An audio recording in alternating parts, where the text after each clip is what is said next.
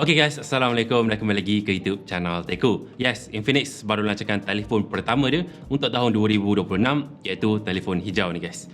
Infinix Note Edge 5G. Dan telefon ni harga rasmi dia adalah RM999. So dalam video kali ni aku nak kongsikan kepada korang review penuh aku pasal telefon terbaru Infinix. Kita cover semua aspek lah, termasuk kamera, bateri, software update dan macam-macam lagi. So jom kita tengok berbaloi ke untuk angkut telefon ni dengan harga RM999. Let's go.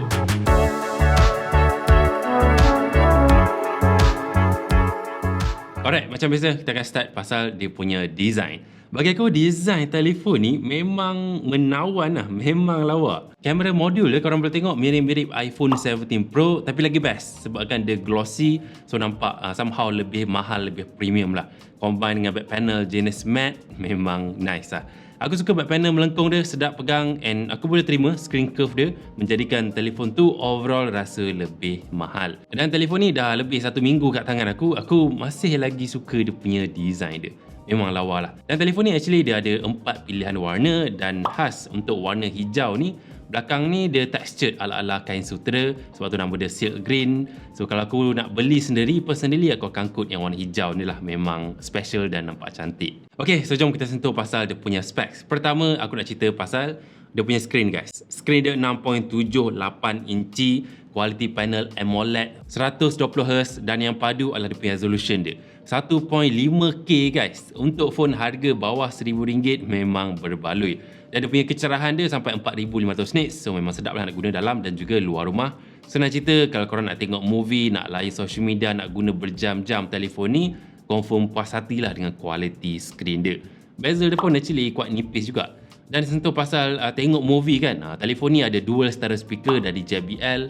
So bunyi dia lebih sikit lah daripada bunyi speaker yang biasa, lebih padu sikit.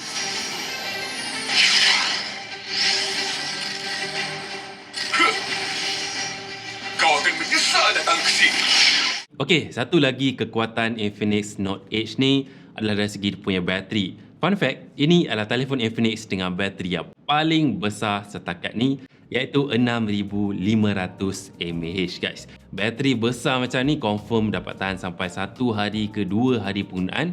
Dan kalau korang nak tengok movie tu, dia boleh playback sampai 22 jam non-stop. Memang tahan lama. Dari segi fast charging ni, dia support fast charging 45W, dan ini charging time yang aku dah rekodkan. Actually dia bukanlah yang paling laju kat pasaran untuk harga dia, tapi bagi aku cukup okey. Dan juga wajib aku sharekan, walaupun bateri dia besar 6500 mAh, telefon ni masih lagi slim, 7.2mm sahaja. Nice. Okay, apa lagi yang nice pasal telefon ni adalah dia punya chipset dia.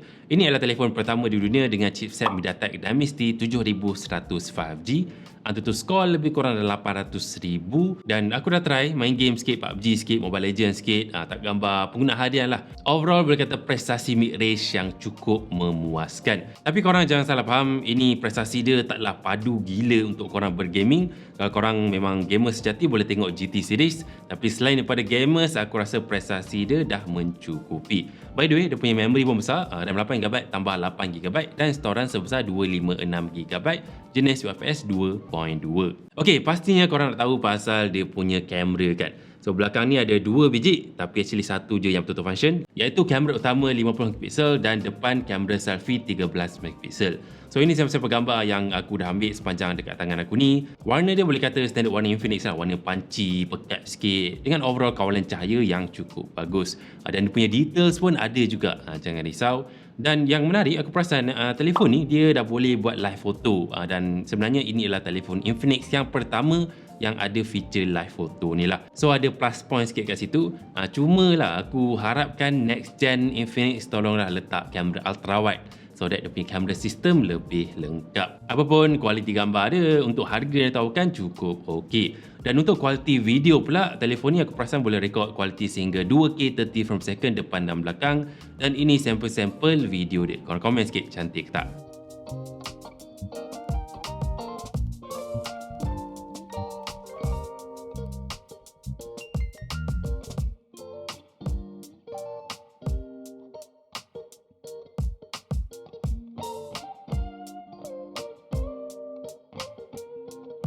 Ini pula kualiti 2K 30.